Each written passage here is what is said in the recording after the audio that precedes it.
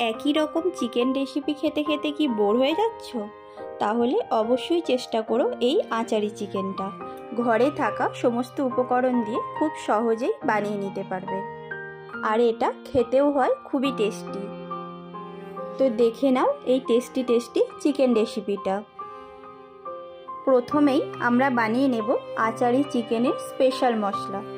তার জন্য একটা ফ্রাইং প্যান সামান্য গরম করে আমরা দিচ্ছি 1 চামচ মৌরি, 1 চামচ জিরা, হাফ চামচ মেথি, হাফ চামচ কালো সর্ষে, হাফ চামচ কালো জিরে, 3 থেকে 4টে শুকনো লঙ্কা আর হাফ চামচ মতো গোলমরিচ দিয়ে 4 থেকে 5 মিনিট ভেজে, লো ফ্লেমে ভেজে মশলাটা ঠান্ডা করে গুঁড়ো করে নেব।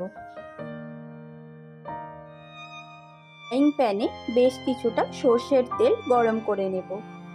তেল গরম হলে গোটা দারচিনি আর এলাচ ফোড়নে দিয়ে 3টে মিডিয়াম সাইজের স্লাইস করে রাখা পেঁয়াজ ভালোভাবে তেলে দিয়ে ভেজে নেব। পেঁয়াজে সামান্য গোল্ডেন কালার আসলে নুন, হলুদ, শুকনো লঙ্কার গুঁড়ো আর আদা রসুনের পেস্ট দিয়ে আরও 3-4 মিনিট ভালোভাবে ভেজে নেব।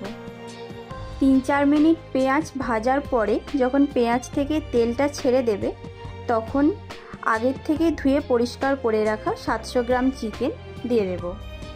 খুব ভালোভাবে মশলার সাথে চিকেনটা মিক্সড করে নেব আর কন্টিনিউয়াসলি 8 থেকে 10 মিনিট মতো এইভাবেই নাড়তে থাকবো। অবশ্যই এই সময় একটু লবণ দিয়ে দিতে হবে, তাহলে চিকেনের ভিতরেও লবণের টেস্টটা সুন্দরভাবে ঢুকে যাবে।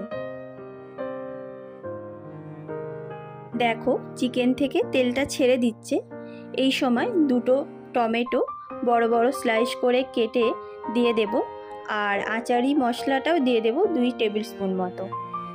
একবার চিকেনের সাথে মশলা আর টমেটোটা মিক্সড করে ঢাকা দিয়ে দেব।